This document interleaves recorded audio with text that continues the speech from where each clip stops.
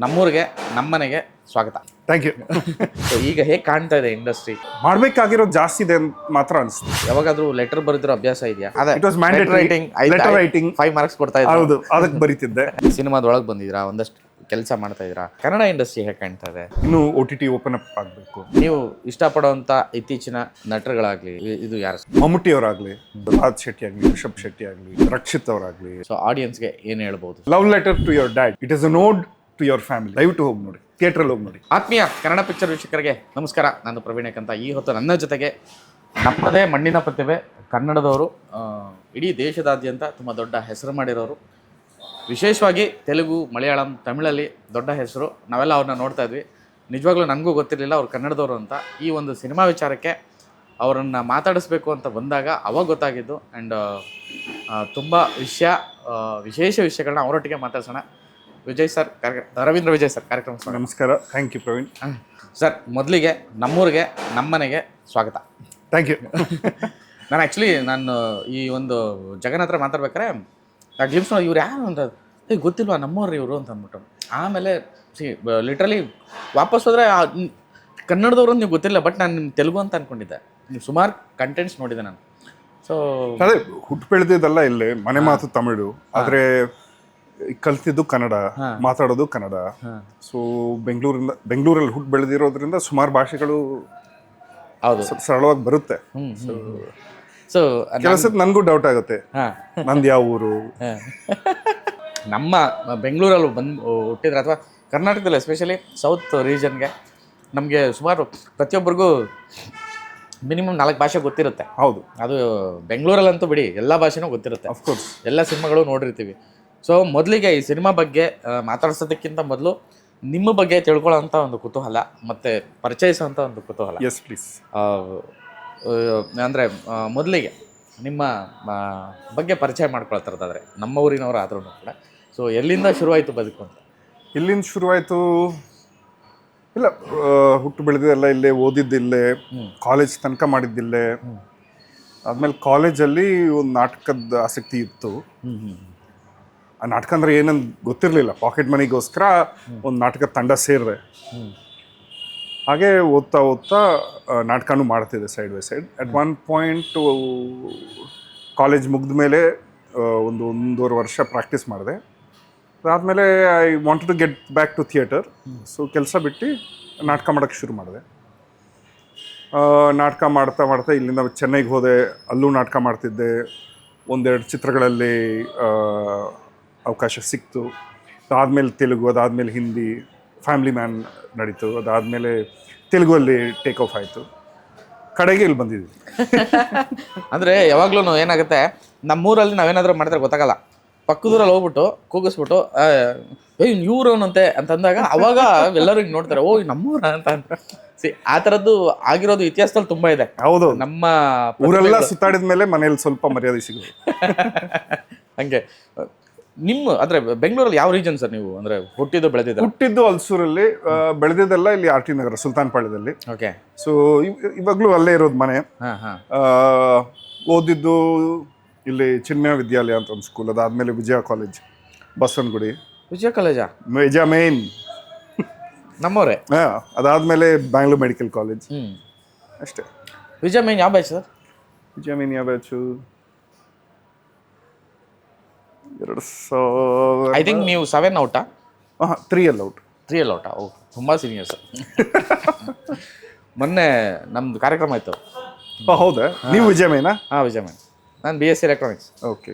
ನಾನು ಮಾಡಿದಲ್ಲಿ PUC ಅಷ್ಟೇ. PUC ಅಷ್ಟೇನಾ? ಓಕೆ. ನಾನು ಡಿಗ್ರಿ ಕಾಲೇಜ್. ಡಿಗ್ರಿ BMC ಅಲ್ಲಿ. ಓಕೆ. ಖುಷಿ ಆಯಿತು.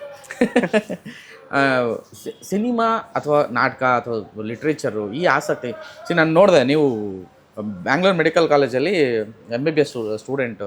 ಸೊ ಈ ಒಂದು ಅಟ್ಯಾಚ್ಮೆಂಟ್ ಹೇಗೆ? ನನಗೂ ಗೊತ್ತಾಗಿಲ್ಲ. ಏನೋ ಅಷ್ಟೊಂದು ವರ್ಷ ಬರೀ ಓದೋದು, ಎಕ್ಸಾಮ್ಸ್ ಬರೆಯೋದು ಅದರಲ್ಲೇ ಇತ್ತು. ಸಡನ್ನಾಗಿ ನಾಟಕ ಅಂದರೆ ಏನೊಂದು ಗೊತ್ತಾಗಿತ್ತು. ನಾಟಕದ ಆಸಕ್ತಿ ಮೂಡ್ತು. ಇಂಥದ್ದು ಒಂದು ಲೈಫ್ ಇದೆಯಾ ಅಂತ ಅದು ಅಲ್ಲಿಗೆ ಓಪನ್ ಅಪ್ ಆಯಿತು. ಸೊ MBBS ಮಾಡಬೇಕಂತಿತ್ತು ನನಗೆ. ಮಾಡಿದೆ.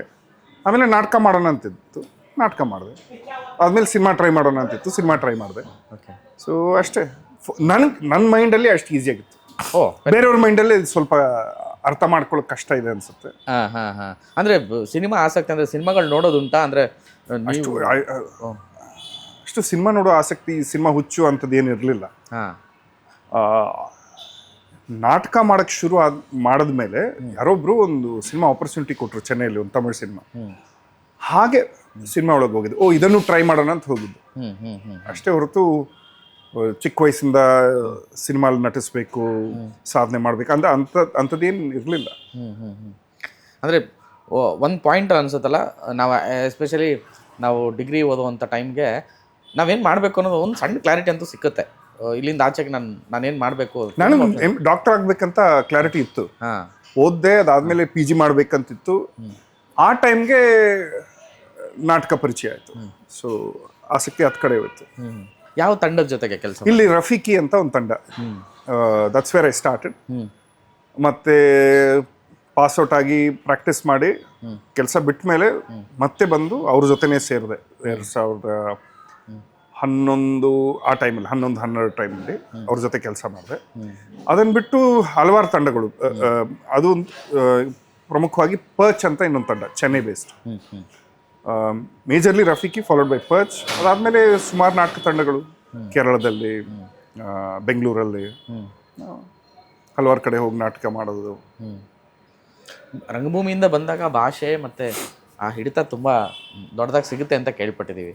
ಸೊ ನೀವು ಮಲ್ಟಿ ಲ್ಯಾಂಗ್ವೇಜಸ್ಗೂ ಕೂಡ. ನನಗೆ ಯಾವುದೂ ಭಾಷೆ ಕರೆಕ್ಟಾಗಿ ಬರಲ್ಲ, ಹಾಂ, ಅದರಿಂದಾಗಿ ಮ್ಯಾನೇಜ್ ಮಾಡ್ಕೊಂಡು ಗೊತ್ತಿಲ್ಲ ಅಷ್ಟೇ. ಸೊ ಓಕೆ, ಈ ಒಂದು ಜರ್ನಿಯಲ್ಲಿ ಒಂದಷ್ಟು ಮಲಯಾಳಂ ಕೆಲಸ ಮಾಡ್ತೀರಿ, ತಮಿಳ್ ಕೆಲಸ ಮಾಡ್ತೀರಿ, ತೆಲುಗು. ಇಲ್ಲಿ ಬೇಸಿಕಲಿ ತುಂಬ ಅಂದರೆ ನಾನು ತೆಲುಗುದು ಒಂದು 2-3 ಇದು ನೋಡಿದೆ. ನಾನು ಅಂದ್ಕೊಂಡೆ ಅಂದರೆ ಒಂಥರ ಅಥೆಂಟಿಕ್ ಫೇಸ್ ಆಫ್ ತೆಲುಗು ಜಾಗ ಅಂತ ಅನಿಸುತ್ತೆ ನಿಮ್ಮದು. ಅಷ್ಟರ ಮಟ್ಟಿಗೆ ಅಲ್ಲಿ ಒಪ್ಕೊಂಡಿರೋ ಥರದ್ದು ಅನ್ನಿಸ್ತಾ ಇತ್ತು. ಅದು that's very thankful to the Telugu audience also for that. ಯಾಕಂದರೆ ಇನಿಷಿಯಲ್ ಡೇಸಲ್ಲಿ ಪ್ರೊನೌನ್ಸಿಯೇಷನಲ್ಲಿ ತಪ್ಪಿರ್ಬೋದು. ಹೋಗ್ತಾ ಹೋಗ್ತಾ ಕಲಿತಾ ಸುಮಾರು ಅಸೋಸಿಯೇಟ್ ಡೈರೆಕ್ಟರ್ಸ್ನ, ಡಬ್ಬಿಂಗ್ ಇಂಜಿನಿಯರ್ಸ್ಗೆ ಕಾಟ ಕೊಟ್ಟು, ಅವರು ನನ್ನ ಕಾಟ ಕೊಟ್ಟು ಹೇಗೋ ಅದು ಬಂತು. So still learning, it's happening. ಇವಾಗ ಏನು ಅನ್ನಿಸ್ತಾ ಸರ್, ಅಂದರೆ ಈ ಒಳಗೆ ಬಂದ ಮೇಲೆ, ಉದ್ಯಮದೊಳಗೆ ಬಂದ ಮೇಲೆ ಒಂದಷ್ಟು ವರ್ಷ ಜರ್ನಿ ಮಾಡಿದ್ದೀರಾ. ಸೊ OTTಲಿ ಅಷ್ಟು ವೆರೈಟಿ ಕ್ಯಾರೆಕ್ಟರ್ಸು ಸಿಗ್ತಾ ಇದೆ. ಆ್ಯಂಡ್ ಏನು ಎಲ್ಲರೂ ಹೀರೋ ಆಗಬೇಕು ಆ ಥರದ್ದು ಇಲ್ಲದೆ ನಟನಾಗಬೇಕು, ಆ್ಯಕ್ಟರ್ ಆಗಬೇಕು, ಬೇರೆ ಬೇರೆ ಪಾತ್ರಗಳಿಗೆ ಒಗ್ಗಬೇಕು, ಅದರ ಬ್ಲೆಂಡ್ ಆಗಬೇಕು ಅನ್ನೋಂಥದ್ದು ಇರುತ್ತಲ್ವ. ಸೊ ಆ ಒಂದು ಮನಸ್ಥಿತಿಯಲ್ಲಿ ಸೊ ಈಗ ಹೇಗೆ ಕಾಣ್ತಾ ಇದೆ ಇಂಡಸ್ಟ್ರಿ? ಏನು ಕಾಣ್ತಿದೆ ಅಂದರೆ, ಇಲ್ಲಿ ತನಕ ಮಾಡಿರೋದು ಏನಿಲ್ಲ, ಇನ್ನೂ ಮಾಡೋಕ್ಕೆ ಜಾಸ್ತಿ ಇದೆ ಕೆಲಸ. ಬೇರೆ ಬೇರೆ ಭಾಷೆಯಲ್ಲಿ ಮಾಡಬೇಕು, ವೆರೈಟಿ ಪಾತ್ರಗಳು ಮಾಡಬೇಕನ್ನೋ, ಫಿಸಿಕಲ್ ಟ್ರಾನ್ಸ್ಫಾರ್ಮೇಷನ್ ಮಾಡೋದು, ಮಾಡಬೇಕಾಗಿರೋದು ಜಾಸ್ತಿ ಇದೆ ಅಂತ ಮಾತ್ರ ಅನಿಸ್ತದೆ. ಇನ್ನೂ ಕಲಿಬೇಕು. ಸೊ ಅದೇ ಮೈಂಡೆಲ್ಲ ಅಲ್ಲೇ ಇರೋದು. ಓಕೆ, ಕಲಿಕೆ. ಹೌದು. ಓಕೆ, ಕನ್ನಡ ಸಿನಿಮಾಗೆ ಇಷ್ಟು ವರ್ಷ ಬೇಕಾಯಿತು ಬರೋದಕ್ಕೆ, ಯಾಕೆ ಕರೆದಿಲ್ವಾ ಅಥವಾ ಗೊತ್ತಿಲ್ಲ. 2-3 ಜನ ಕರೆದಿದ್ರು, ಆದರೆ ಕೆಲವು ಸತಿ ಡೇಟ್ ವರ್ಕ್ ಆಗಿಲ್ಲ, ಕೆಲವು ಸತಿ ದುಡ್ಡಿನ ವ್ಯವಹಾರ, ಕೆಲವು ಸತಿ ಕ್ಯಾರೆಕ್ಟರ್ ಏನೋ ಮಿಸ್ ಆಯ್ತು. ಒಂದೊಳ್ಳೆ ಪಿಕ್ಚರ್ಗಳು 2-3 ಟೇಕ್ ಆಫ್ ಆಗಬೇಕಾಗಿತ್ತು, ಬೇರೆ ಬೇರೆ ಕಾರಣಗಳಿಂದ I couldn't be part of it. ಆಮೇಲೆ ಆ ಪಿಕ್ಚರ್ಗಳು ಟೇಕ್ ಆಫ್ ಆಗಿಲ್ಲ, ಕಡೆಗಿದಾಯಿತು. So I am very thankful to Jagannath for providing this opportunity. ಒಂದು ಒಳ್ಳೆ ಡೈರೆಕ್ಟರ್ ಜೊತೆ, ಒಂದು ಒಳ್ಳೆ ಟೀಮ್ ಜೊತೆ, ಒಂದು ಅದ್ಭುತವಾಗಿರೋ ಒಂದು ಸ್ಕ್ರಿಪ್ಟಲ್ಲಿ ನಾನೊಂದು ರೋಲ್ ಸಿಕ್ಕಿದ್ದಕ್ಕೆ ನಾನು ತುಂಬ ಸಂತೋಷ ಪಡ್ತಿದ್ದೆ. ಈ ಒಂದು ಸಿನಿಮಾ ನಿಮ್ಮವರೆಗೂ ಬಂದಿದ್ದು, ಈ ಕತೆ ಕೇಳಿದಾಗ ನಿಮಗೆ ಹೇಗೆ ಅನಿಸಿತ್ತು?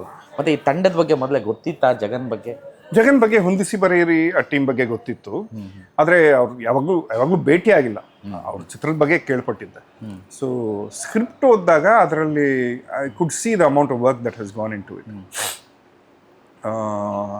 ಆ್ಯಂಡ್ ದ ಎಮೋಷ್ನಲ್ ಇಂಟೆನ್ಸಿಟಿ, ಅದರಲ್ಲಿ ಬರೋ ರಿಲೇಷನ್ಶಿಪ್ಸು, ಅದರಲ್ಲೊಂದು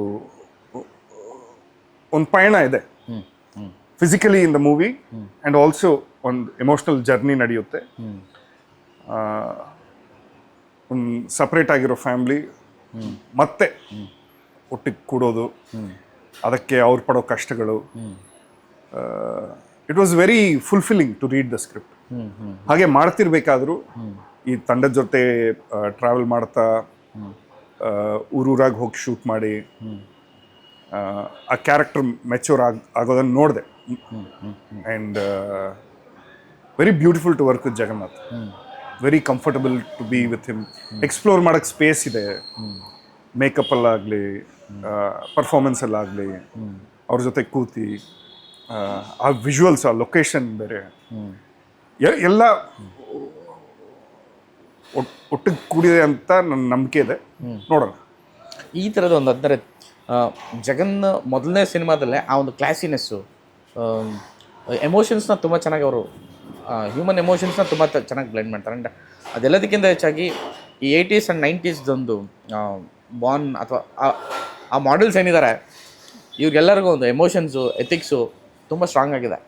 ಆ್ಯಂಡ್ ಆ ಥರದ ವಿಷಯಗಳನ್ನು ಸಿನಿಮ್ಯಾಟಿಕ್ ಆಗಿ ಪ್ರೆಸೆಂಟ್ ಮಾಡೋ ರೀತಿ, ಈಗ ನಾವೆಲ್ಲ ನೋಡ್ಕೊಂಡು ಬಂದಿರೋ ಬದುಕನ್ನು ಈಗ ವಾಪಸ್ ಹೋದರೆ ಆ ಎಥಿಕ್ಸು, ಆ ಎಮೋಷನ್ಸು ಇವತ್ತಿನ ಜನ್ರೇಷನ್ಗೆಲ್ಲ ಒಂದು ಕಡೆ ಕೊಡಬೇಕು ಅನ್ನೋ ಒಂದು ಉದ್ದೇಶನೂ ಇರುತ್ತೆ. ಅದನ್ನು ತುಂಬ ಕಡಿಮೆ ಡೈರೆಕ್ಟರ್ಸ್ ಆ ಕೆಲಸ ಮಾಡ್ತಿದ್ದಾರೆ. ಸೊ ಆ ಒಂದು ವಿಷಯಕ್ಕೆ ಜಗನ್ ಮತ್ತು ಅವ್ರ ವರ್ಕ್ನ ಡಿಫೈನ್ ಮಾಡೋದಾದ್ರೆ ಏನು ಹೇಳ್ಬೋದು ಸರ್? ಹೇಗೆ ಡಿಫೈನ್ ಮಾಡ್ತಾರೆ ಅಂದರೆ, ಅವರು ಆ ಉದ್ದೇಶದಿಂದ ಮಾಡ್ತಿದ್ದಾರೆ ಅನ್ನೋದು ನನಗೆ ಗೊತ್ತಿಲ್ಲ. ಓಕೆ, ಅವ್ರಿಗೆ ಗೊತ್ತಿರೋ ಜೀವನ, ಅವರು ಊಹಿಸ್ಕೊಂಡಿರೋ, ಅವ್ರ ಕಲ್ಪನೆಯಲ್ಲಿರೋ ಒಂದು ಈ ಪಾತ್ರಗಳು, ಅವ್ರ ನಡುವೆ ನಡೀತಿರೋ ಸ್ಟ್ರಗಲ್ಸ್ ಏನಿದೆಯೋ, ನನಗೆ ಇದು human emotions at the core. ಅದು ಎಷ್ಟೇ ಶತಮಾನಗಳಾಗಲಿ ಅದೊಂದೇ. ನೀವೆಷ್ಟೇ ಖಂಡ ದಾಟ ಹೋದ್ರು ಜನಗಳೇ. There is a universality to certain emotions. ಹೌದು, ವಿರಹ ಆಗಲಿ, ಪ್ರೇಮ ಆಗಲಿ, ಮತ್ತು ಸಂತೋಷ, ಶೋಕ, ಇದೆಲ್ಲ ಕಾಮನ್ ಆಗೇ ಇರೋದು. ಅಂಥದ್ರಲ್ಲಿ ಇದು ಯೂನಿವರ್ಸಲಾಗಿ ಕನೆಕ್ಟ್ ಆಗುತ್ತೆ ಅನ್ನೋದು ನನ್ನ ಅಭಿಪ್ರಾಯ. ಇದು ಈ ಜನ್ರೇಷನ್ ಅವ್ರಿಗೆ ಅಪೀಲ್ ಆಗುತ್ತೆ, ಇವ್ರಿಗಾಗಲ್ಲ ಅಂತ ನಾನು ಹೇಳಕ್ ಹೋಗಲ್ಲ. It is a very universal concept of missing someone, losing love, finding love again. ನಿಮಗೆ ನಿಮ್ಮ ಒಂದು ಜರ್ನಿ ಯಾವಾಗಾದರೂ ಲೆಟರ್ ಬರೆದಿರೋ ಅಭ್ಯಾಸ ಇದೆಯಾ? ಲೆಟರ್ ಸ್ಕೂಲಲ್ಲಿ ಬರೆಸ್ತಿದ್ರು, ಅದಾದಮೇಲೆ ಇಮೇಲ್ ಬರ್ತಾ ಬರ್ತಾ ಮೆಸೇಜಿಂಗ್ ಶುರು ಆಗ್ತಾ ಅಭ್ಯಾಸ ಹೋಯ್ತು ನನಗೆ.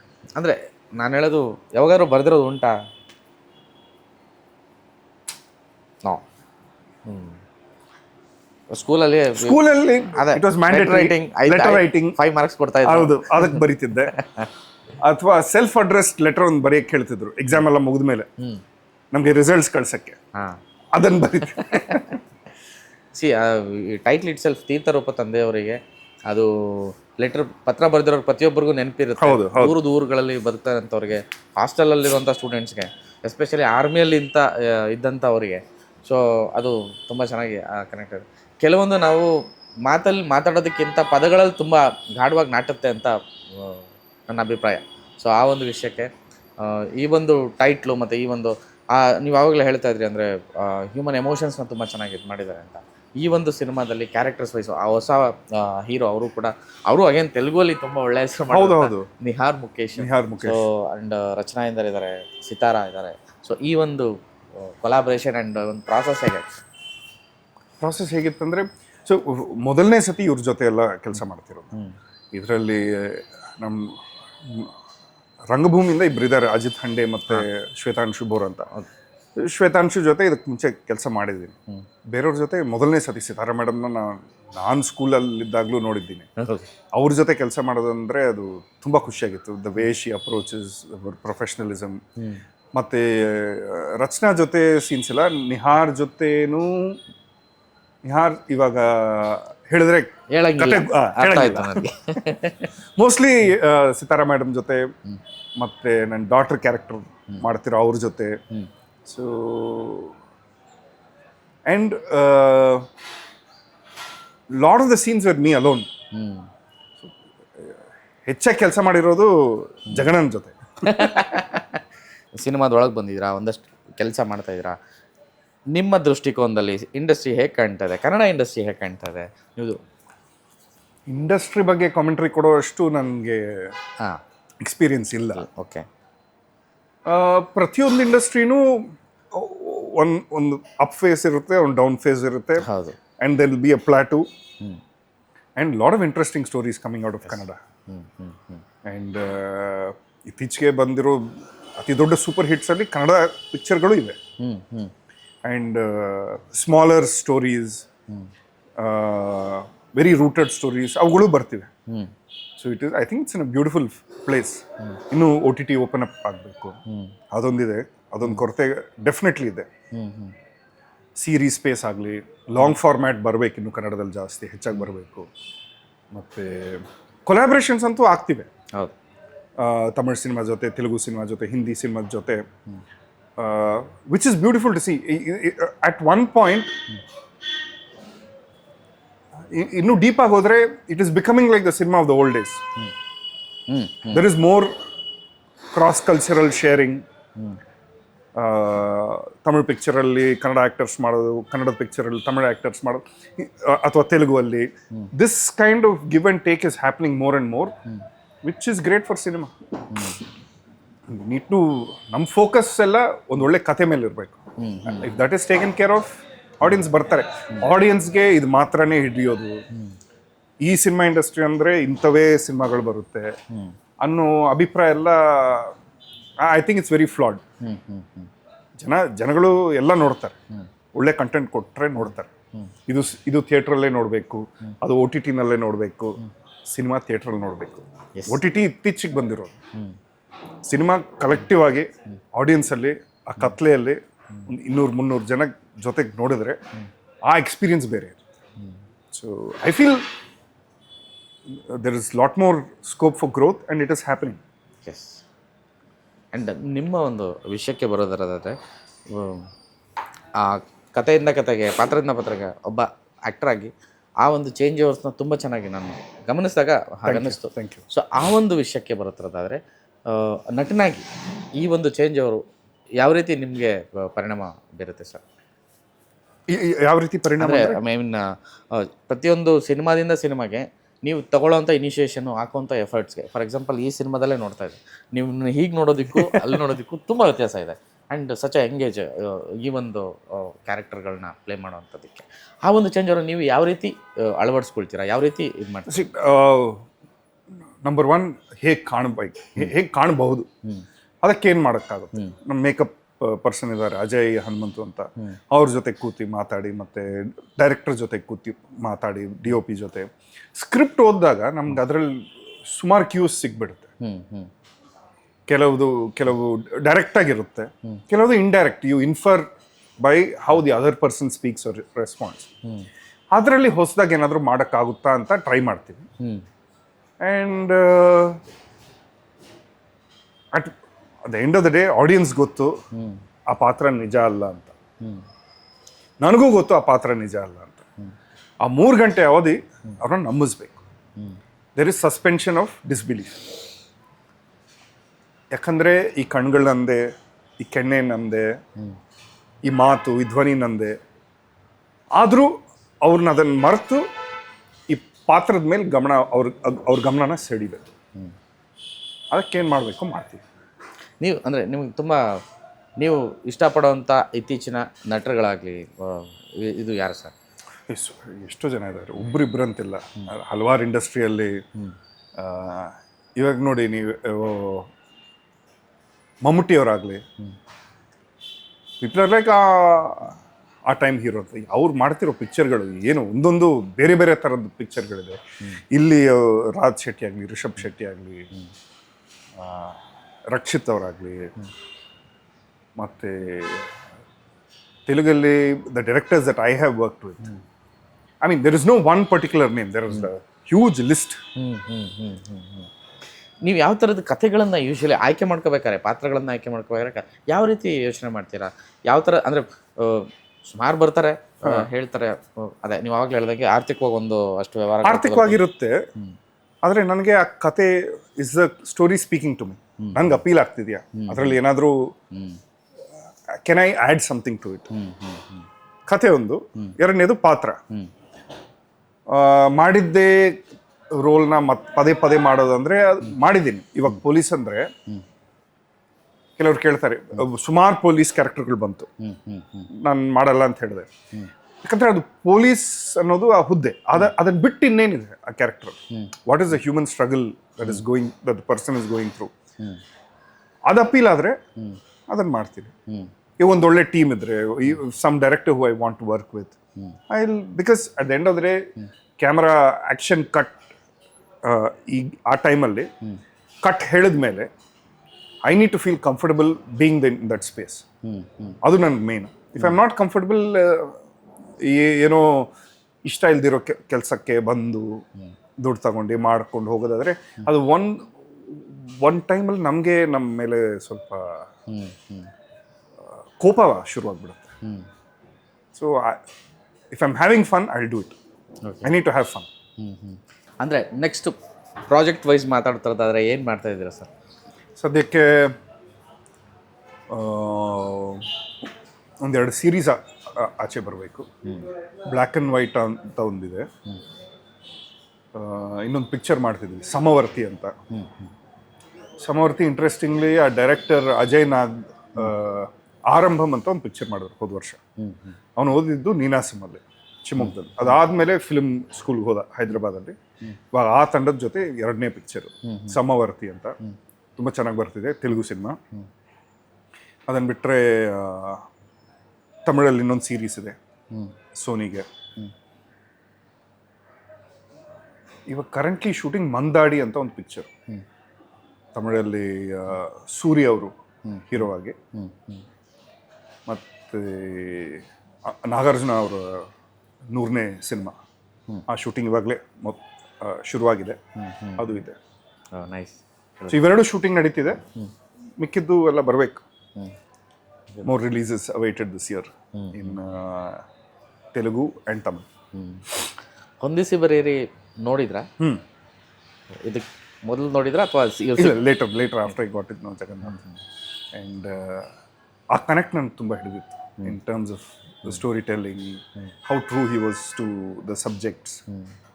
ಸೊ ಆ ಸ್ಕ್ರಿಪ್ಟ್ ಓದಾಗಲೇ ನಾನು ಡಿಸೈಡ್ ಮಾಡಿದ್ದೆ. Cinema came litre. ಸೊ ಈ ಒಂದು ತೀರ್ಥರೂಪ ತಂದೆಯವರಿಗೆ ನೀವು ಒಳಗಿರೋದ್ರಿಂದ ನಿಮ್ಮ ಒಂದು ವ್ಯೂ ಪಾಯಿಂಟಲ್ಲಿ ಸೊ ಆಡಿಯನ್ಸ್ಗೆ ಏನು ಹೇಳ್ಬೋದು ಸರ್? ಅಂದರೆ ಈ ಸಿನಿಮಾ ಅಂದರೆ ಇವತ್ತಿಗೆ ಥಿಯೇಟ್ರಲ್ಲಿ ನೋಡುವಂಥ ಸಿನಿಮಾಗಳು ಬೇಕಾಗಿದೆ, ಮತ್ತು ಥಿಯೇಟ್ರಲ್ಲೇ ಕೆಲವೊಂದು ಸಿನಿಮಾಗಳನ್ನ ನೋಡಬೇಕಾಗಿದೆ. ಎಲ್ಲ ಸಿನಿಮಾಗಳನ್ನೂ ಥಿಯೇಟ್ರಲ್ಲೇ ನೋಡ್ಬೇಕನ್ನೋದು ನನ್ನ ಅಭಿಪ್ರಾಯ. ಓಕೆ. ಅಂದರೆ ಓ ಟಿ ಟಿ ಅನ್ನೋದೊಂದು ಬಂದಿದೆಯಲ್ಲ, ಓ ಟಿ ಟಿ ಓಕೆ, ನೀವು ನಿಮ್ಗೆ ಆಗಲ್ಲ ಥಿಯೇಟ್ರ್ ಬರೋಕ್ಕೆ ಇಷ್ಟ ಇಲ್ಲ ಅಂದರೆ ಅದು ಬೇರೆ. ಈ ಒಂದು ಸಿನಿಮಾದ ಬಗ್ಗೆ ಹೇಳಬೇಕಾದ್ರೆ, ಹೊಸ ವರ್ಷದಲ್ಲಿ ಬರ್ತಿರೋ ಸಿನಿಮಾ, ಜನವರಿ 1ನೇ ತಾರೀಕು ಬಿಡುಗಡೆ ಆಗಲಿರೋ ಸಿನಿಮಾ, ಕುಟುಂಬದ ಜೊತೆ ನೀವು ಬಂದು ನೋಡ್ಬೋದು. ಈ ಸಿನಿಮಾನ ಕುಟುಂಬದ ಜೊತೆನೇ ನೋಡ್ಬೇಕು. ಯಾವಾಗಲಾದರೂ ನೀವು ಯಾರಿಗಾದ್ರೂ ಒಂದು ಕುಟುಂಬದಲ್ಲಿ ಏನೋ ಒಂದು ಹೇಳಬೇಕಂತ ಅನಿಸುತ್ತೆ, ಆದರೆ ಯಾವುದೋ ಒಂದು ಕಾರಣಕ್ಕೆ, ಕೋಪ ಆಗಿರಲಿ, ದ್ವೇಷ ಆಗಿರಲಿ, ಅದನ್ನು ಹೇಳದೆ ಬಿಟ್ಬಿಡ್ತೀವಿ. ಅವ್ರು ಹೋದ್ಮೇಲೆ ಅದು ನಮ್ಮನ್ನು ಕಡಿಯುತ್ತೆ. ಅಯ್ಯೋ ಹೇಳಿರ್ಬೋದು, ಇಫ್ ಓನ್ಲಿ ಅಂಥದ್ದೊಂದು ನಡೆಯುತ್ತೆ ಇಲ್ಲ. ಆ್ಯಂಡ್ ಅದನ್ನು ದಾಟಿ ಆ ಕುಟುಂಬ ಹೇಗೆ ಒಂದು ಸೇರುತ್ತೆ. It is a love letter to your dad ಹಾಗೂ ಹೇಳ್ಬೋದು. It is discovery of one's family ಹಾಗೂ ಹೇಳ್ಬೋದು.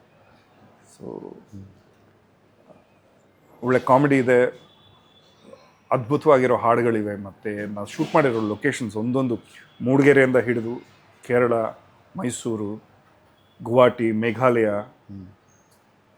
I don't think this has been shown in Kannada cinema, some of the locations. ಹೌದು, ಅವರು ದೀಪು ಸಿನಿಮಾಟೋಗ್ರಾಫರ್ ಅವ್ರು ಮಾಡಿದ್ದು ಒಂದೊಂದು ಫ್ರೇಮು ಸೂಪರ್ ಆಗಿರುತ್ತೆ. ತೆಲುಗಲ್ಲೂ ಸಿನಿಮಾ ರಿಲೀಸ್ ಆಗ್ತಿದೆ ಅಂತ. ಹೌದು, ತೆಲುಗಲ್ಲಿ ಲೇಟರ್ ರಿಲೀಸ್ ಆಗುತ್ತೆ, ಬಟ್ ಸದ್ಯಕ್ಕೆ ಕನ್ನಡದಲ್ಲಿ ರಿಲೀಸ್ ಆಗಲಿದೆ. It is a nod to your family, it's a love letter to your family. ದಯವಿಟ್ಟು ಹೋಗಿ ನೋಡಿ, ಥಿಯೇಟ್ರಲ್ಲಿ ಹೋಗಿ ನೋಡಿ. Thank you sir, thank you so much. ಅಂದರೆ ತುಂಬ ಒಳ್ಳೆ ಮಾತುಕತೆ ನಿಮ್ಮೊಟ್ಟಿಗೆ. Thank you. ಸೊ ತುಂಬ ಖುಷಿ ಆಯಿತು ನಿಮ್ಮೊಟ್ಟಿಗೆ ಮಾತಾಡಿದ್ದು. ಆ್ಯಂಡ್ ನಿಮ್ಮ ಜರ್ನಿ ಇನ್ನೂ ದೊಡ್ಡದಾಗಲಿ, ತುಂಬ ದೊಡ್ಡ ಯಶಸ್ಸು ಸಿಗಲಿ, ಆ್ಯಂಡ್ ಕನ್ನಡದಲ್ಲಿ ತುಂಬ ಹೆಚ್ಚಿನ ಅವಕಾಶಗಳು ನಿಮ್ಮದಾಗಲಿ. ನೀವು ಹೇಳಿದ್ದು ಹಾಗೆ ನಡೀಲಿ. Waiting to work. ಡೆಫಿನೆಟ್ಲಿ. ಅಂದರೆ ಸಚ್ ಎ ಟ್ಯಾಲೆಂಟೆಡ್ ನೀವು. ಅಂದರೆ ನನಗೆ ನಿಮ್ಮ ಫೀಚರ್ಸ್ ತುಂಬ ಇಷ್ಟ ಆಯಿತು. ಐ ಮೀನ್ ಪ್ರಕಾಶ್ ರೈ ಅವ್ರನ್ನ ತುಂಬ ಹತ್ತಿರದಿಂದ ನೋಡಿದ್ದೀವಿ.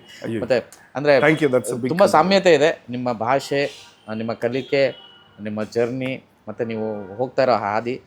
ಎಲ್ಲೊಂದು ಕಡೆ ಪ್ರಕಾಶ್ ರೈ ಅವ್ರಿಗೆ ಅಂದರೆ ನಿಮಗೆ ತುಂಬ ಸಾಮ್ಯತೆ ಇದೆ ಅಂತ. ದಟ್ ಈಸ್ ಅದು you are being very generous, but thank you.